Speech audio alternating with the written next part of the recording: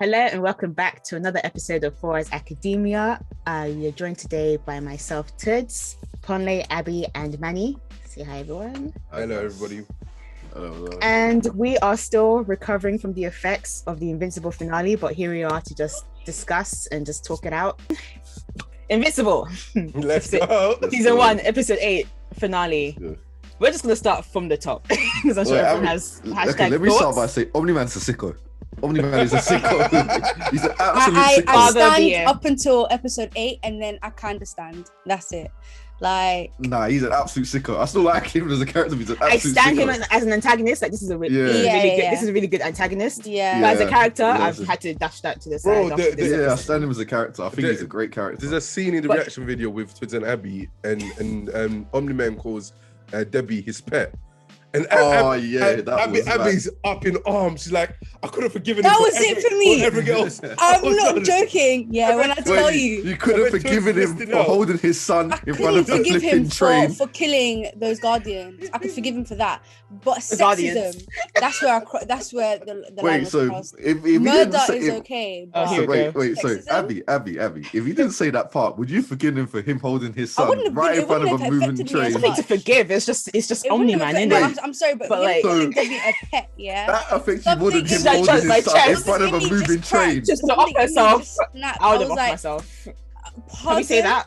that? Blep, No, blep. okay, him calling his cinnamon apple his pet. It was a bit romantic, yeah. I know, thought being that. like that did something to me. I'm sorry. That was when I Yeah, was that was like, mad. I can't lie, that was mad. Maybe as well. maybe I it was was like, just I a looked at form your of cinnamon endearment. apple, your pet. More of a Maybe it pet. was just a form of endearment.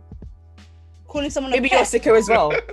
Listen, let me give you some advice. Don't ever call a woman a pet. Your Monogamy pet. strikes again.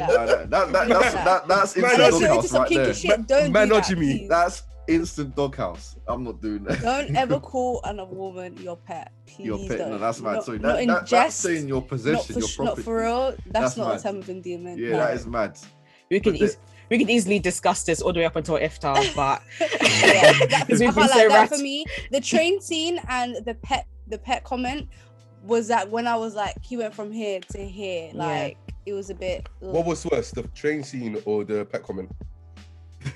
If I say pet scene, everyone's gonna look at me like I'm mad. So I'm just gonna say. Yes, if you see absolutely. Patsy, I agree, sis. Don't worry. It rattled me because before he held Mark for the train, he'd already been batting him. Because across- yeah, fam, he was across violent state- before. across state This lines. level of violence, he's already. But reached. Debbie's there thinking, oh, my family's in Rex, and he just put the final blow to her chest. He's a sick man. He's a sick man. He's a sicko. He He- literally He's did an it absolute himself. To sicko. his son's face. He's like, your And that's mother the is my thing, he said it in bitch. front of his son, and He said knowing it, his it's wife was true. watching, that is mad. Nah. Omni-Man is a villain. Yeah, I love her. Like a bitch.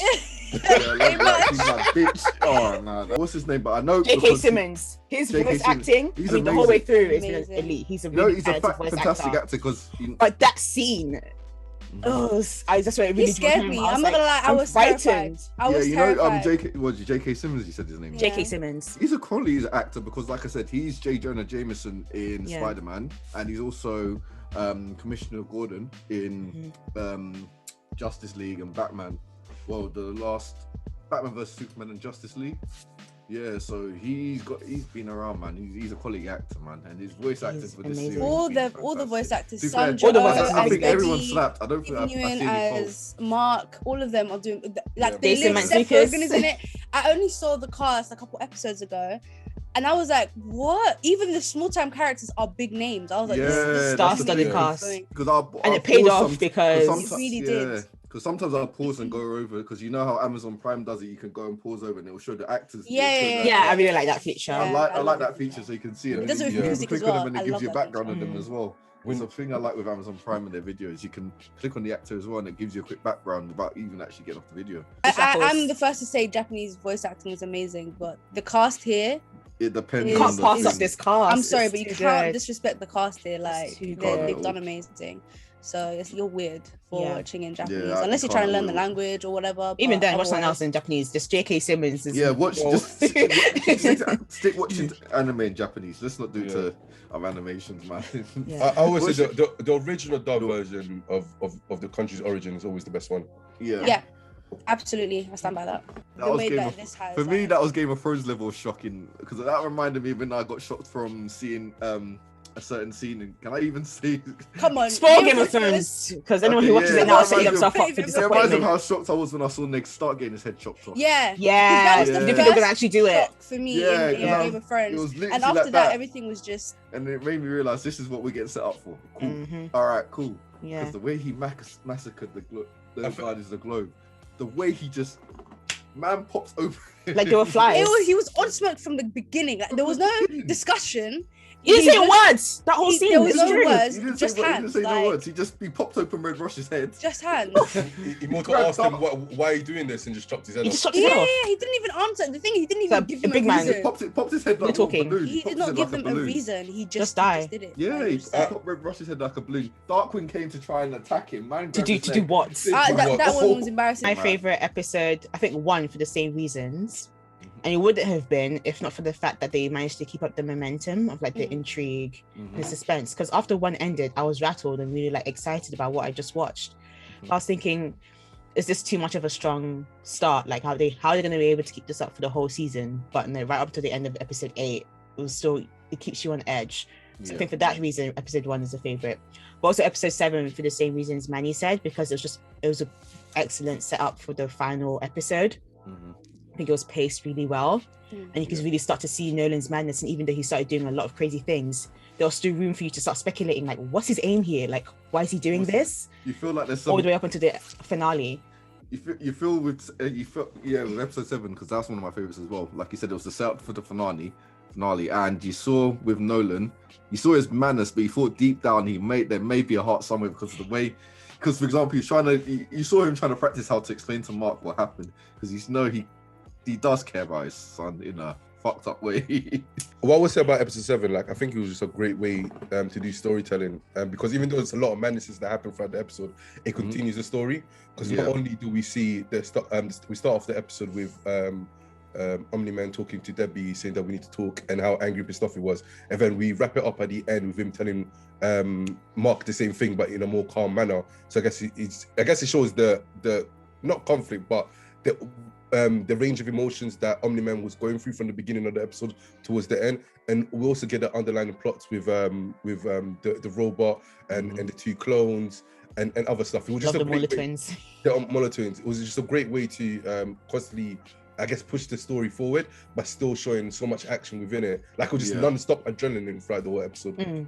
Yeah. Debbie was the reason why Earth wasn't destroyed the minute Omni-Man stepped foot on it, and then she's also the reason why everything got revealed at the end. She actually searched for the suit. I guess Cecil was also looking into it, but he couldn't find He proof. already knew, to be fair. Yeah, Cecil he already knew. couldn't They find already knew. Remember, they already knew from Damien. When was it with Damien? I liked him, the demon. Yeah. he was I like I Damien. like him. Remember, the demon was trying to say, because he knew that that Nolan killed the Guardians as well, and then Cecil said to him, he knows, but they need to find out. They need to find out the reason. They're trying to find out the reason why. They're hoping. Yeah. They were trying to hear deep down that it was a good reason why he did it, but Yeah. he just wanted to. Oh they yeah, wanted true. He's like, no, I The did it reason because was- I wanted to kill them. That's it. Yeah, bigger. You know what? I was hoping he had a good reason as well, but it's alright. None of your So favorite characters. the way of the house husband. Period. Omni-Man, like similar to what Abby said, I do like it's not a character I actually no, we'll get to that later. We'll get into that. But a majority of the cast, I do really enjoy them. But I guess Omni-Man just, I don't know. I don't know. He was just a more interesting character than the rest of them. The scenes that was in were wavy, and he's like his mission never faltered, and he wasn't like wishy-washy with it. And I like characters like that when you have a set goal in mind and you're just constantly going after it. So yeah, Omni-Man is my favorite. Yeah, Omni-Man is my favorite. I feel like you said, the way he was a bit of a sicker in the head, but he was dedicated to his goal. It was more so, I felt like he was more of a very loyal soldier to where he was from. Like you said, he was loyal to Viltrum. He was trying to carry out his mission, but as you could see, I think Mark kind of affected him in a way. Now, as you saw at the end of episode 8, he took off. I think he just couldn't bear to kill his son. And he ended up jetting off, but you did see that there was more than one side. It wasn't just, even though he was dedicated to his goal of like conquering Earth for the Viltrum Empire, he still, I think he did love his family. No, that's Goku, hilarious. Omni-Man, Who else are bad dads? They're the same picture. They're the same picture. That's the thing. Like, I've been getting that kind of vibe that he hated the son from the beginning, because I was just like, why are you doing this to him? Like, why are you putting him in this situation? And then obviously it's revealed at the end. But yeah, I don't know. Omni-Man has been giving me some weird vibes, other than the fact that he killed the Guardians from the first episode.